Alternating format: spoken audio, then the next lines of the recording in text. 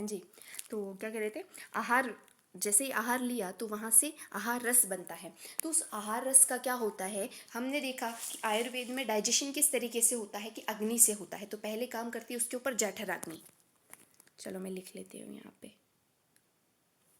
क्या किया हमने, यहाँ पे आहार लिया, आहार से जठराग्नि ने काम किया। जठराग्नि को किससे को रिलेट करोगे, अपने जो स्टमक होता है, स्टमक के अंदर जो एंजाइम्स है प्लस जो HCl है उसके साथ आप को रिलेट कर सकते हो। जो पेप्सिन एंजाइम यहाँ पे काम करता है उससे को रिलेट कर सकते हो। तो जठराग्नि ने काम किया और यहाँ पे आहार रस बना। ठीक है, इस आहार रस के ऊपर अब धात्वग्नि काम करेगी। पहली हो गई जठराग्नि। जठर का मतलब होता है पेट, तो पेट के अंदर जो अग्नि, मतलब पेट के अंदर आपके स्टमक के अंदर जो एंजाइम थे, दैट और जठराग्नि, 2000 जठराग्नि। ठीक है, उसके बाद में दूसरी अग्नि कौन सी आती है अपनी, धात्वग्नि। ये अग्नि का कंसेप्ट भी आप पढ़ोगे, 13 तरह की अग्नि होती है। धात्वग्नि से आप समझ रहे होगे ऐसी अग्नि जो कि धातु को बनाए। तो धातु को बनाने वाली अग्नि से आप क्या समझ सकते हो कि इसके आगे जो दूसरे एंजाइम्स होते हैं उसकी बात कर रहे हैं यहाँ पे। तो जठराग्नि से अपना आहार रस बना, अब उसके ऊपर रसाग्नि काम करती है। तो रसाग्नि सोचो क्या काम करती होगी, रस को बनाने का काम कर रही होगी। तो ये आहार रस से पाक करके, मतलब कुछ एंजाइमेटिक रिएक्शन यहाँ पे होती होगी और यहाँ से रस धातु बना। अब एक कंसेप्ट आचार्य ये बताते हैं कि कभी भी ऐसा नहीं होता कि आहार जो रस था वो कंप्लीटली रस धातु में चेंज हो गया। हमेशा साइड में कोई बाय प्रोडक्ट बनेगा।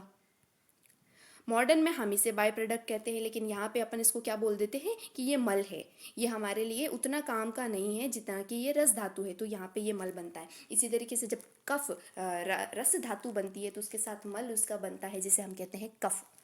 ठीक है, इसी तरीके से ये सारा धातु पोषण क्रम चलता है जो कि आप फिजियोलॉजी में पढ़ेंगे। ये मेरा टॉपिक नहीं है पढ़ाने का। ठीक है, अगर फिर भी आपको जानना हो कैसे बनता है तो मुझे मैसेज कर देना। मैं अभी क्लास में आपको ये कंप्लीट पूरा नहीं बता सकती, फिर अपना सारा टाइम इससे ही चला जाएगा। ठीक है, तो आप मोटा मोटा समझ गए होंगे कि दोष, जो धातु पोषण क्रम होता है उससे किस तरीके से दोष बनते हैं और किस तरीके से उससे मल बनता है। तो हमने यहाँ पे दोष देख लिया, फिर हमने यहाँ पे धातु देख ली कि ये 7 तरह की धातु होती है। अच्छा, यहाँ पे एक लाइन देखना, यहाँ सप्तदुष्या लिखा हुआ है। सप्तदुष्या को कर दो बढ़िया सा हाईलाइट और वहाँ पे लिख दो ये वाग्भट की देन है। मतलब क्या हुआ कि जो सप्तदुष्या जो टर्म है ना, इस दुष्या दुष्य जो टर्म है ना, ये सबसे पहले वाग्भट ने दी थी। ये क्वेश्चन आपसे MCQ में पूछा जाता है कि सप्तदुष्या कॉइंड बाय, तो वाग्भट आएगा, सबसे पहले वाग्भट ने यूज़ किया। ठीक है, रिजॉइन कर लेना वापस। अब चलो आगे चलते हैं।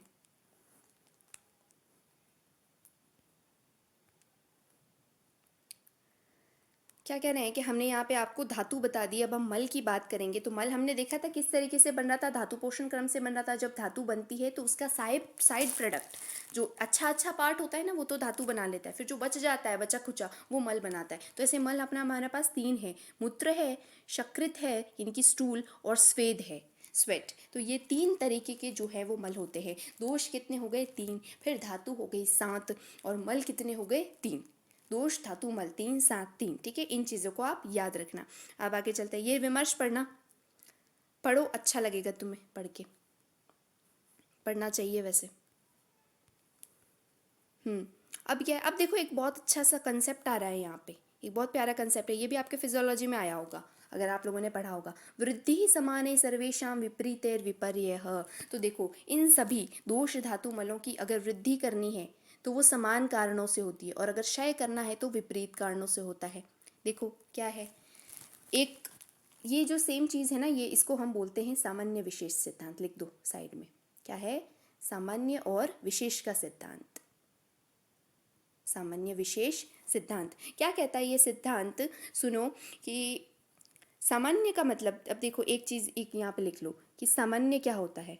सामान्य मतलब जहाँ जहाँ सामान्य होगा वहाँ वहाँ वृद्धि होगी,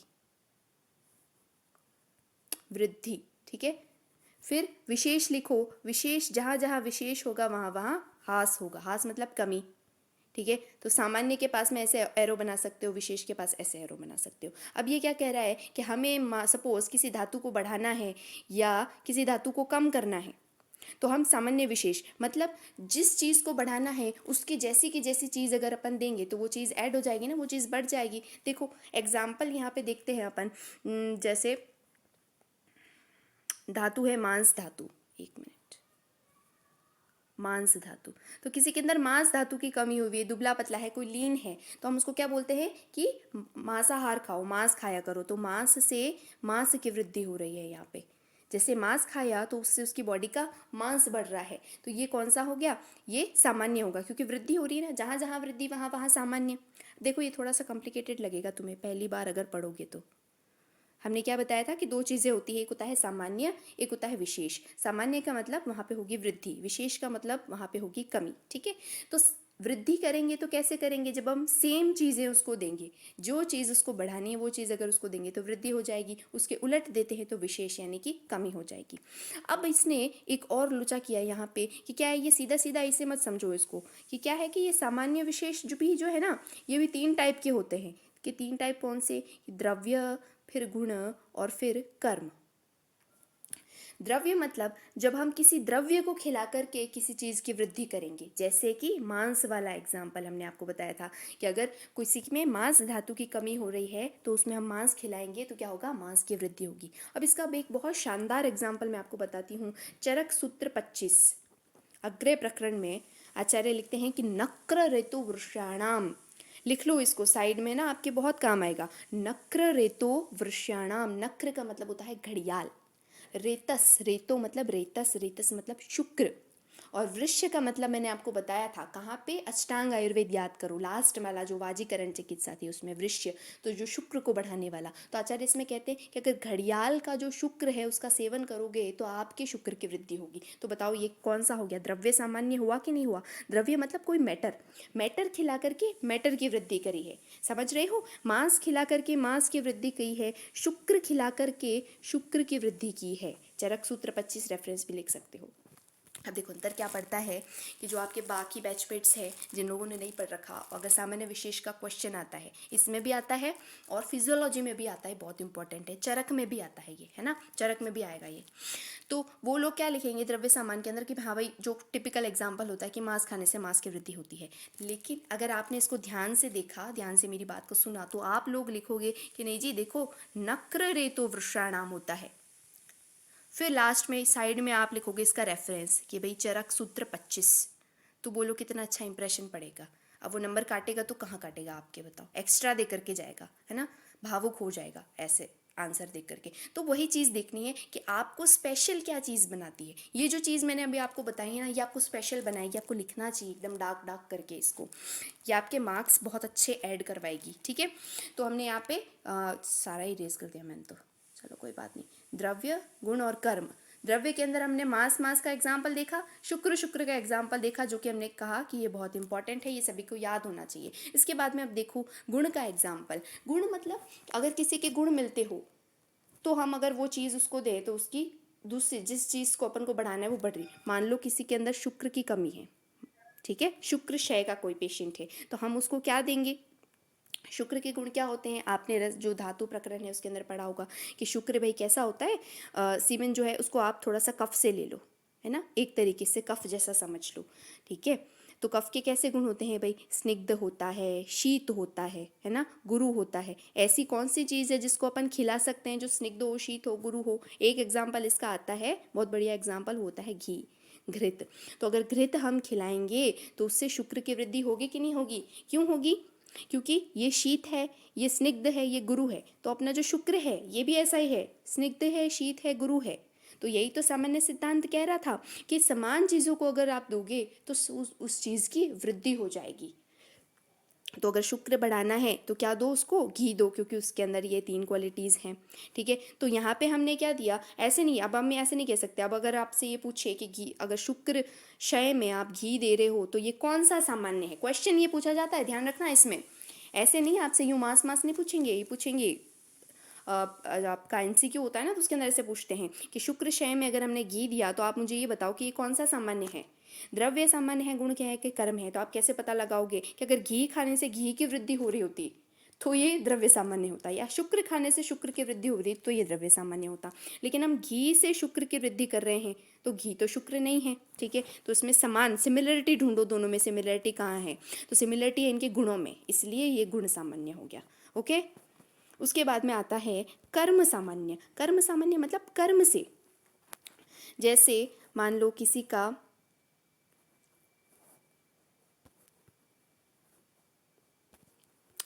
वात, ठीक है। वात क्षय है, वात क्षय के लक्षण है, पड़ा रहता है, वो बोल नहीं रहा कोई, जैसे मूकत्व के पेशेंट आते हैं ना, जो बोल नहीं पाते हैं या फिर बैठे रहते हैं, पड़े रहते हैं एक जगह, जिनकी कफ बहुत ज़्यादा बड़ा होता है, तो हमको उसके अंदर वात बढ़ानी होती है, तो हम क्या बोलते हैं, थोड़ा घुमा फिरा करो। तो जैसे ही वो चलते हैं, तो चलने से हमेशा अपन को पता है कि चल किसका गुण है, वात का, और चलने से बॉडी में जैसे ही मूवमेंट होता है वैसे ही वात बढ़ जाती है। तो कुछ काम करने से अगर कुछ बढ़ता है तो उसको क्या बोलेंगे हम, कर्म सामान्य। कर्म सामान्य मतलब कुछ करने के बाद, जैसे अपन कफ है ना, कफ क्षय का मान लो पेशेंट है, तो हम उसको बोलेंगे जा सो जा। तो जब वो सो जाता है, सोने के बाद कफ बढ़ता है, तो हमने कर्म किया ना इसके अंदर। सोना एक कर्म है, सोना द्रव्य नहीं है, सोना गुण भी नहीं है, सोना एक कर्म है, इसलिए ये कर्म सामान्य के अंदर आएगा। तो अब आप समझ गए सामान्य को अच्छी तरीके से। कोई डाउट हो किसी को तो बता दो, कोई डाउट नहीं किसी को? ठीक है। तो जिस तरीके से यहाँ पे हमने अभी सामान्य बताया, उसी तरीके से सेम टू सेम विशेष भी होता है। विशेष का मतलब कमी करनी है अपन को, है ना। तो देखो फिर वही हो जाएगा, द्रव्य, गुण और कर्म।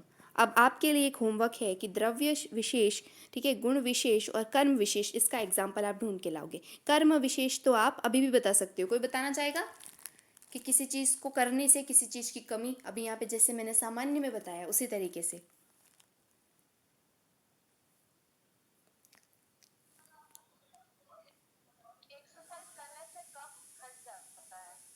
एक्सरसाइज करने से कफ घट जाता है, बिल्कुल सही बात है ना। इसी तरीके से जैसे इन्होंने बताया, इसी तरीके से आपको बाकी के एग्जाम्पल्स ढूंढ करके लाने हैं, ठीक है। ढूंढ लो, नहीं मिलता है तो मुझे बताना, फिर मैं बताऊंगी आपको दूसरे। चलो, तो ये यहाँ पे अपना सामान्य और विशेष का जो सिद्धांत है वो कंप्लीट होता है। ऐसा ही चरक के अंदर भी आएगा, सर्वदा सर्वभावानां सामान्य वृद्धि कारणम, ऐसे करके कोटेशन आता है। इस कोटेशन को देख लेना अच्छे से, याद करने की जरूरत नहीं है, पर देख लेना। ध्यान रखना कि ये जो कोटेशन आ रहा है, वृद्धि समान है सर्वेशां विपरीतैर विपर्यय, ये वाग्भट का है। ये इसका रेफरेंस पूछते हैं कि ये बताओ ये वाग्भट का है, चरक का है कि सुश्रुत का है। तो देखो, व से शुरू हो रहा है, व से वृद्धि और व से वाग्भट, ठीक है। व से शुरू होने वाला वाग्भट्ट का होगा। फिर आपको चरक में मैं पढ़ाऊंगी, सर्वदा सर्वभावानां सामान्य वृद्धि कारणम जो है वो चरक का आता है, ठीक है। अच्छा, अब देखो, अब यहाँ पे एक और इम्पॉर्टेंट चीज़ हम पढ़ेंगे। सबसे पहले हमने दोष पढ़ा, दोष भी 3 तरह के पढ़े, 6, 7 और 7 इनके गुण थे, ऐसे आपने पढ़े, ठीक है।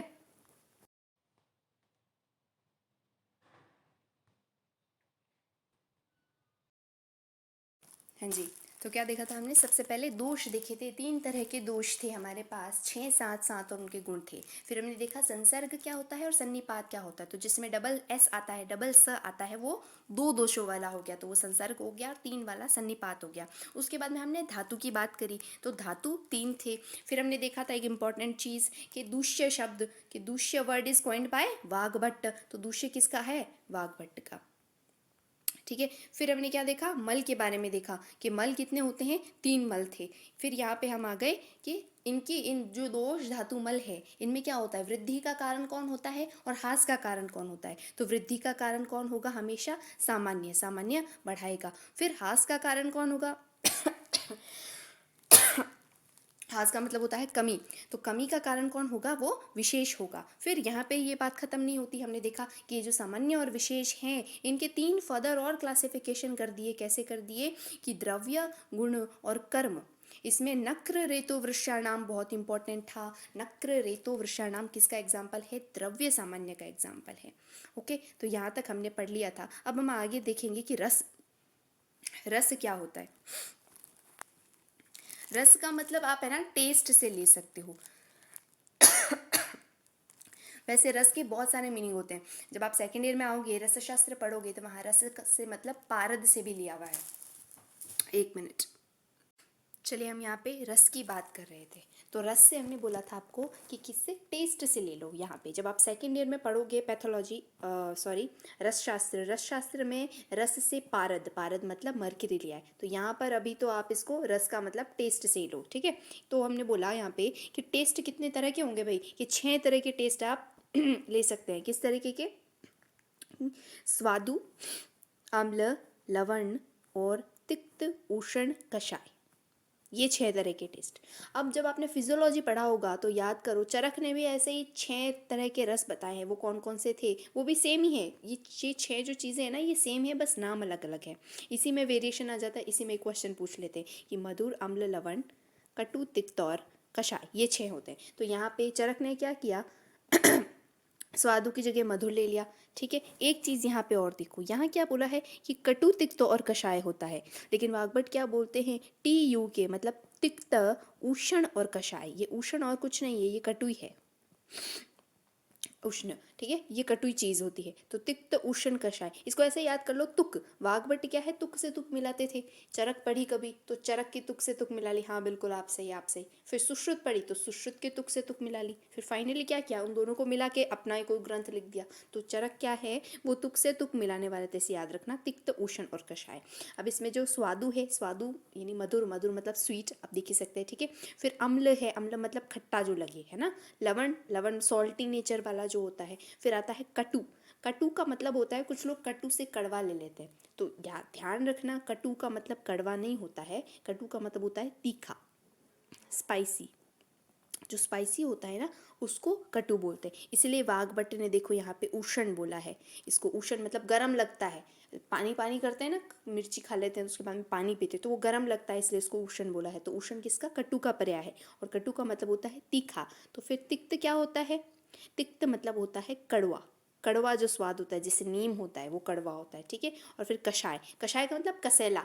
जैसे बैंगन वगैरह खाया होगा आपने, पालक खाया होगा, तो उसका रस कैसा होता है, वो कषाय रस का होता है। जामुन खाया होगा, पहले मीठा आता है, बाद में एक जीभ पे अजीब सा टेस्ट आ जाता है ना, उसको हम कषाय रस बोलते हैं। ठीक है, तो यहाँ ये रस कंप्लीट होते हैं। इसमें इंपॉर्टेंट चीज़ याद करने की क्या बताई थी, रस तो आप सभी को याद होंगे, है ना, ये 6 होते हैं। इसमें भी इम्पॉर्टेंट क्या था कि सीक्वेंस क्या बताया है।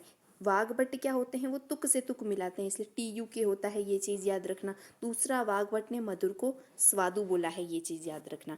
अब देखो यहाँ इंपॉर्टेंट चीज़ ये आती है कि यथा पूर्वम बलावहा, अंडरलाइन कर दो इसको अच्छी तरीके से। क्या कह रहा है कि ये जो मैंने ये जो सीक्वेंस बताया है कि स्वादु, अम्ल, लवण, कटिक्त, उष्ण और कषाय, ये जो सीक्वेंस बनाया है, ये यथा पूर्व, पूर्व मतलब जब जैसे अपन पहले पहले जाते जाते हैं, ये बलवान होते जाते हैं, इनका बल जो है वो बढ़ता जाता है। बलवान मतलब क्या हुआ कि ये जो अपना कषाय है, कषाय से उष्ण ज़्यादा बलवान, उष्ण से तिक्त बलवान, ऐसे करके जो जो स्वादु है, जो मधुर है, वो सबसे ज़्यादा बलवान होगा।